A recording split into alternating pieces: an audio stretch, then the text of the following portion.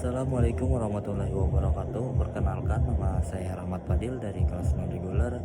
Di video ini saya akan membahas video show Mensrea Panji Pragiwaksono.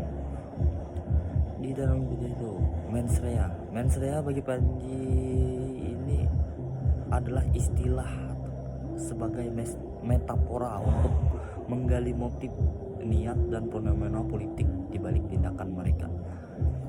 Di dalam show-nya itu Panji membahas beberapa topik bahasan, diantaranya kritik terhadap politik dan demokrasi, roasting terhadap tokoh publik, tentang kepemimpinan dan budaya publik, dan hukum Indonesia yang no viral no justice. Panji menyoroti carut-marutnya perpolitikan Indonesia pasca pemilu 2024, termasuk fenomena koalisi gemuk yang membuat oposisi melemah.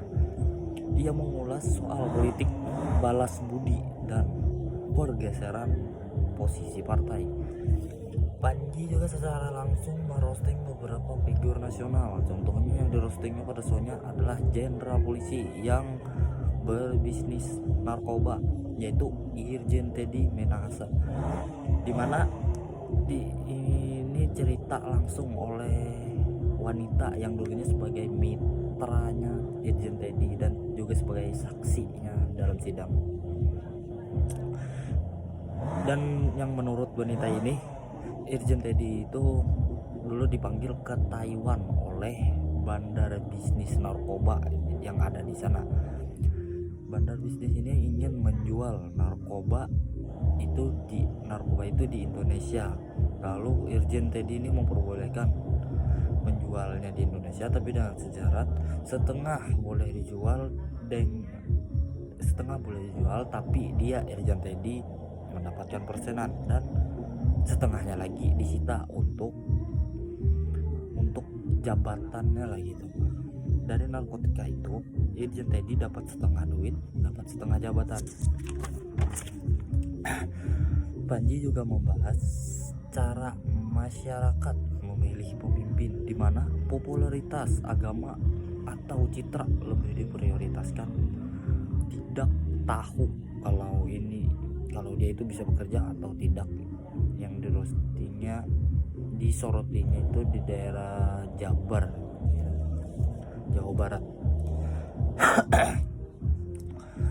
Dalam show-nya Panji mengangkat frasa no viral no justice, dimana harus viral dahulu baru dapat keadilan. Menurutnya itu bagus kalau dapat keadilan. Gimana kalau tidak? Mau berharap sama siapa? Karena polisi kita membunuh, tentara kita berpolitik, presiden kita memaafkan koruptor, dan itulah. Dan show-nya ini juga memicu pro dan kontra, termasuk laporan polisi oleh beberapa orang yang menganggap kalau kata-katanya dalam materi tersebut menyinggung.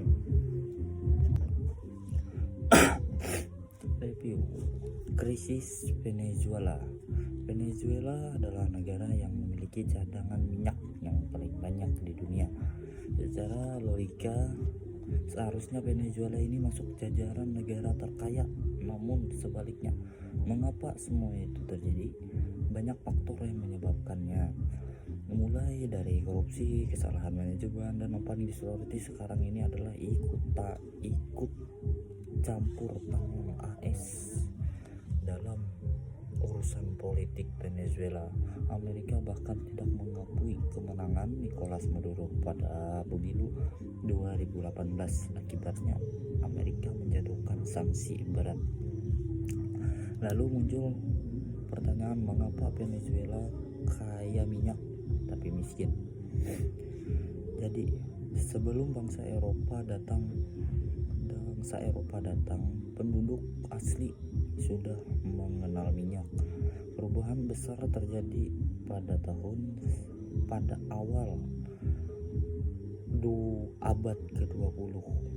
Penemuan minyak satu-satunya penyelamat setelah perang pembebasan di abad ke-19. Produksi minyak meledak pada era 1920-an dan membuat Venezuela menjadi produsen minyak terbesar kedua pada tahun 1929. Namun kesuksesan ini membawa konsekuensi besar. Pada tahun 1935 ekonomi Venezuela sangat kecanduan minyak.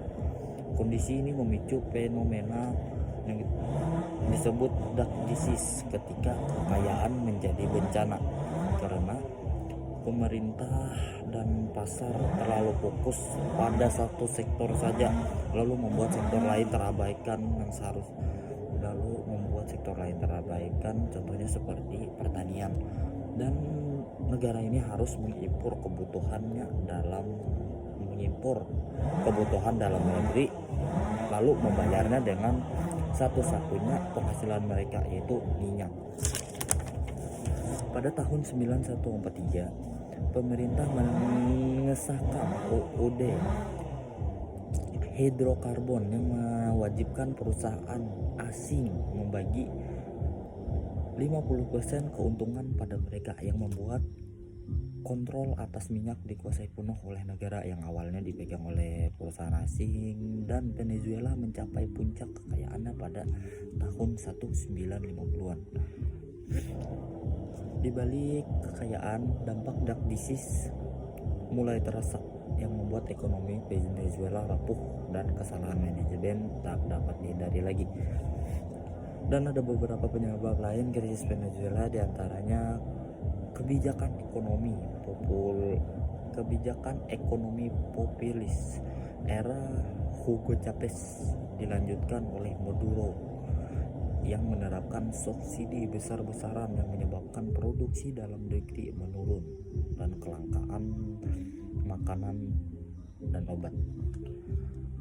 Hiperinflasi juga salah satu penyebabnya, di mana pemerintah mencetak uang dengan ugal-ugalan yang membuat nilai mata uang nyaris tak bernilai, sampai nilai kertas untuk membuat uang lebih mahal. Dan satu lagi, korupsi yang tinggi pada badan usaha negara PDVSA, lalu diperburuk dengan ikut campurnya AS dalam perpolitikan Venezuela.